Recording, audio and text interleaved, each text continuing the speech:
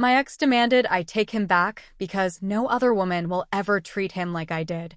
When I refused, he showed up at my workplace and yelled, "You owe me a second chance."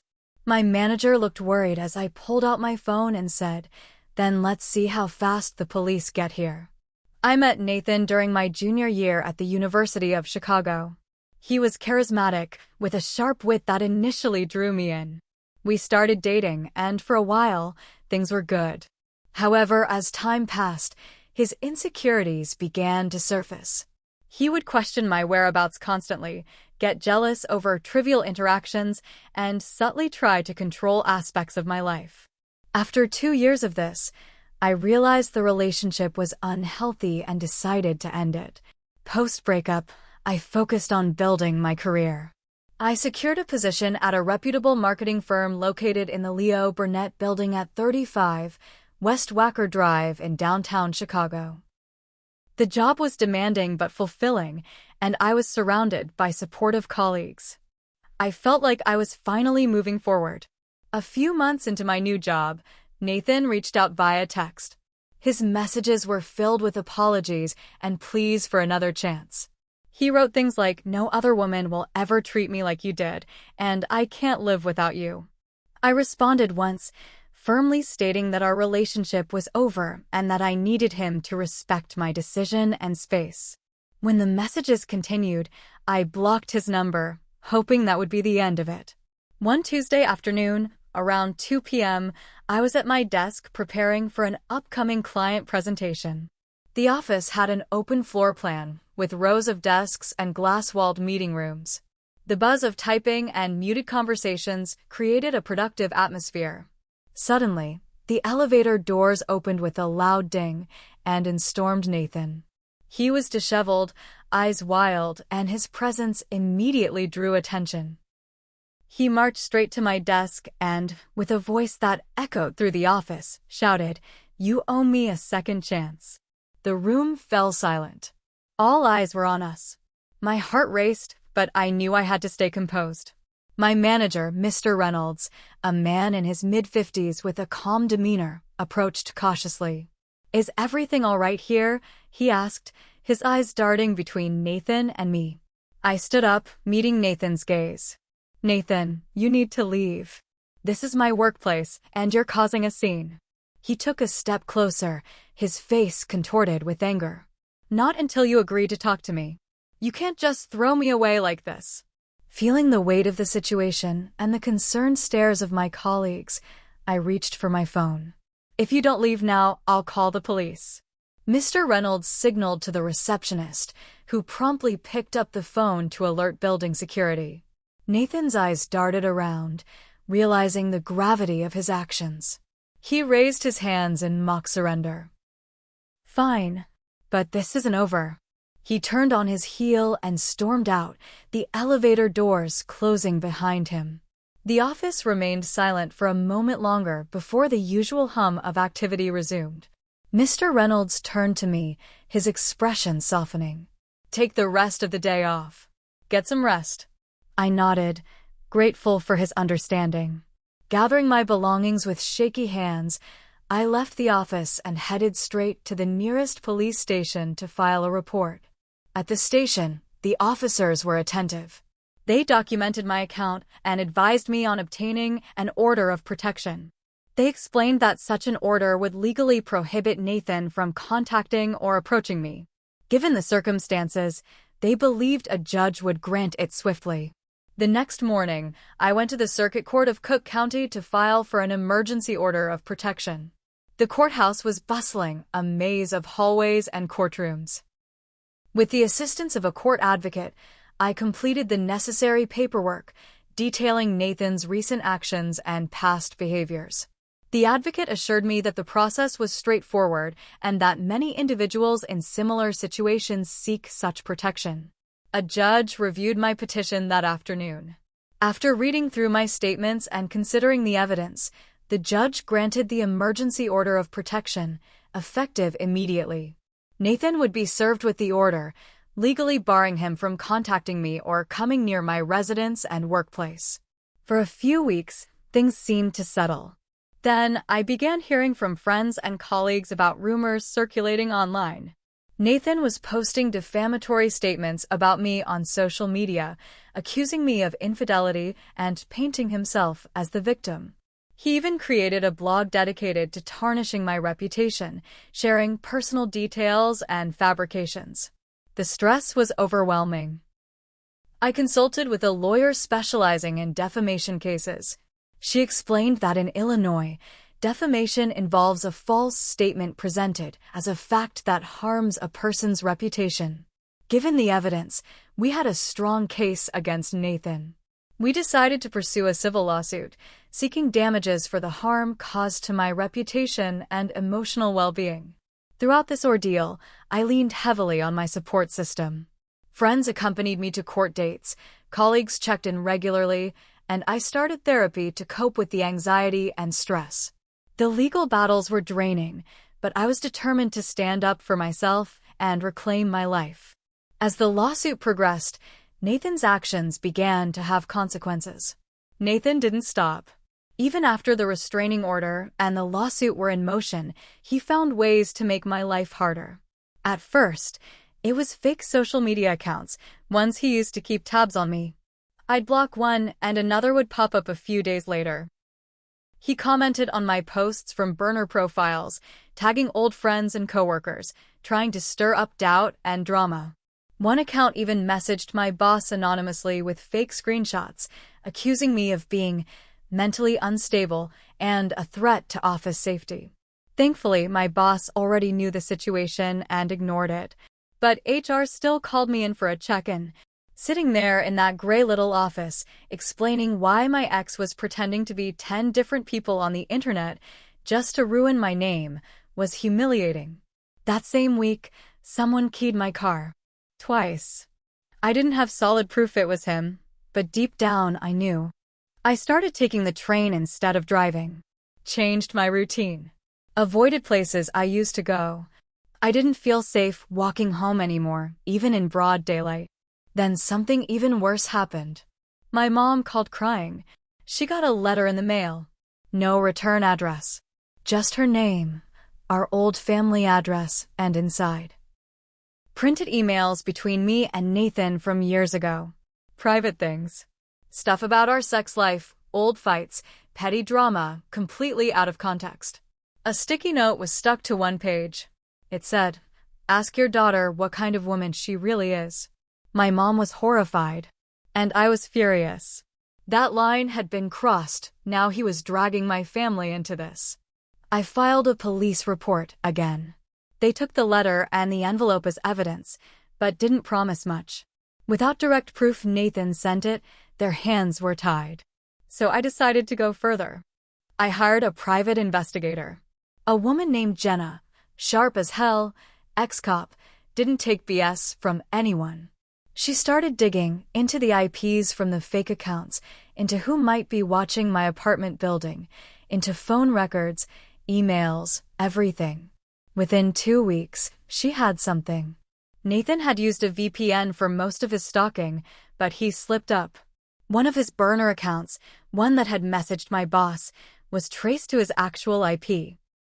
His name, his internet provider, his location in Naperville. That was enough for us to take it back to court and add to the civil case.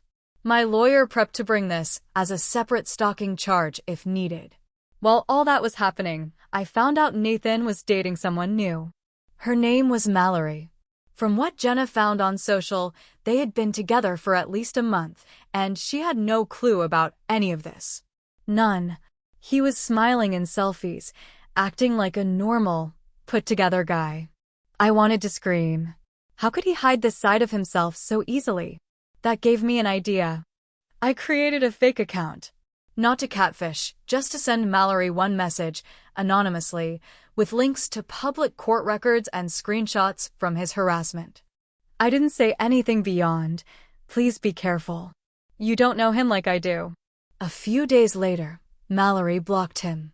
Deleted all the pictures. She disappeared off social entirely.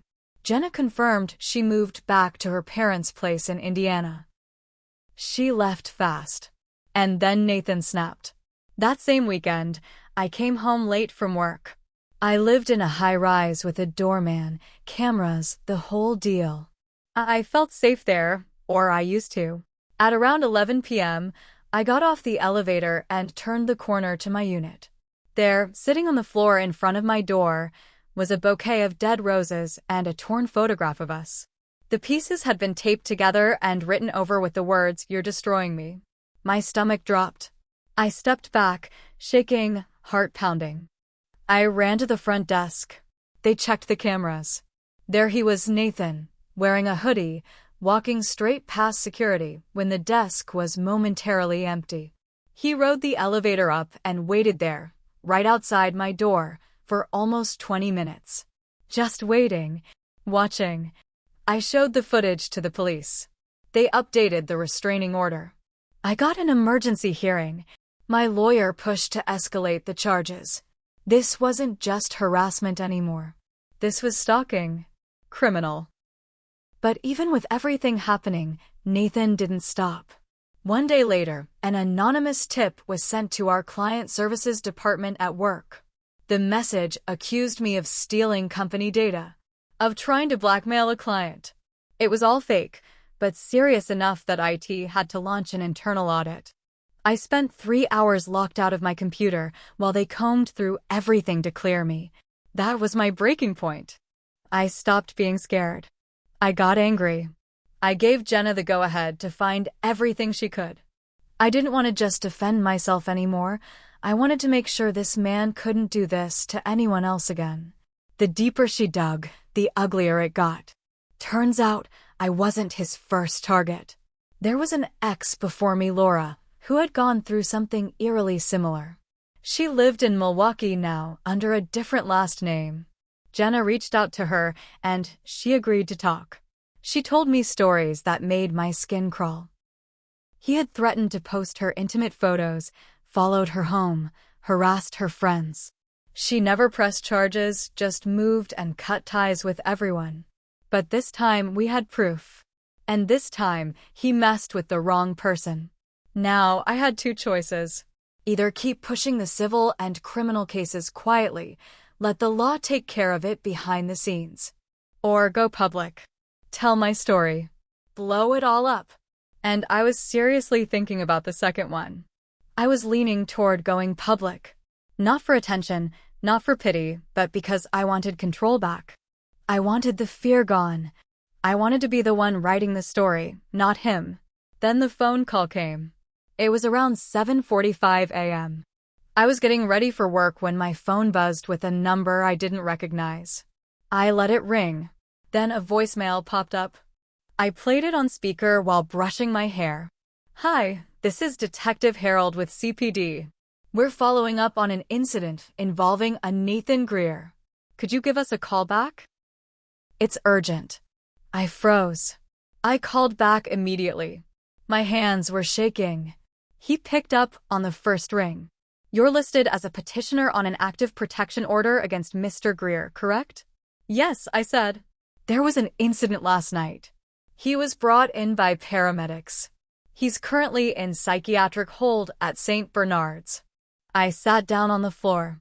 According to the detective, Nathan had shown up outside his mother's house in South Shore late the night before, screaming and smashing a mirror against the garage. Neighbors called it in. When officers arrived, he was covered in blood, some his, some from the glass, and rambling about how he needed to make things right.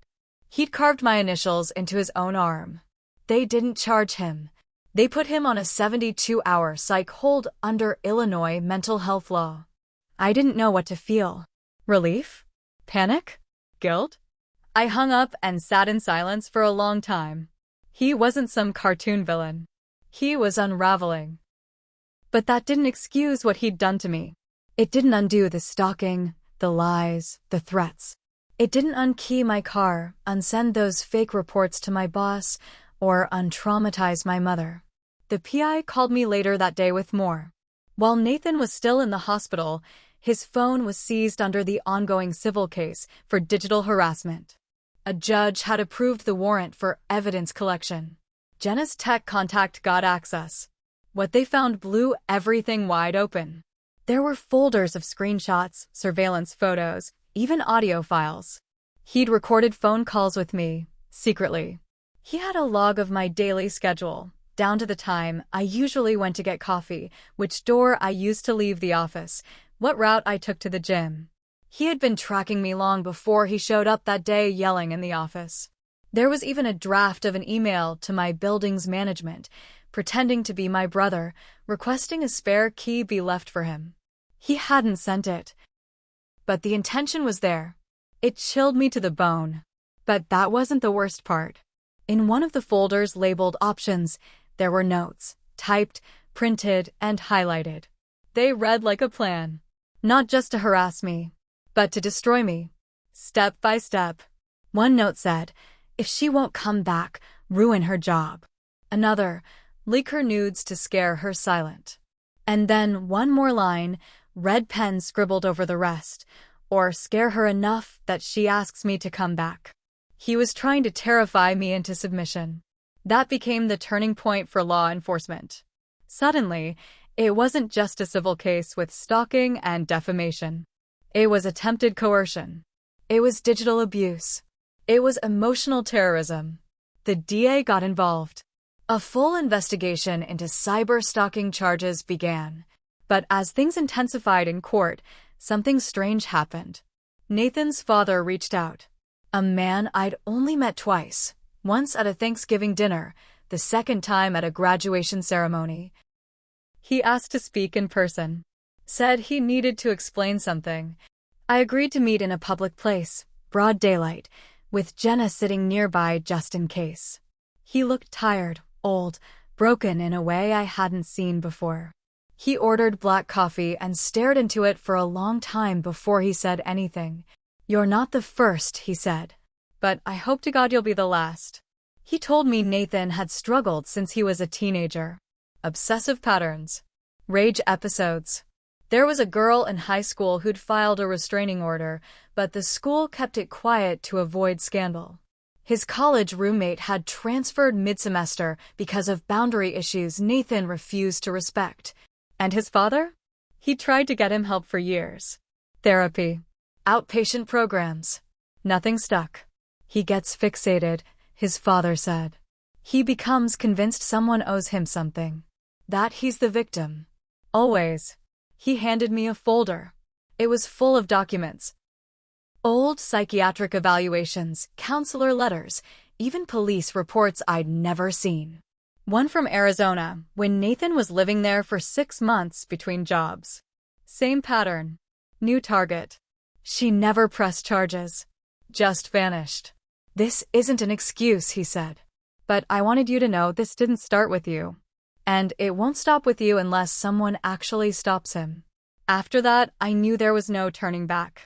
This wasn't just a messy breakup. It wasn't just a dramatic ex. This was a pattern. And it needed to end legally, publicly, loudly. I contacted the other ex, Laura, again. I showed her what I found. She agreed to submit a statement.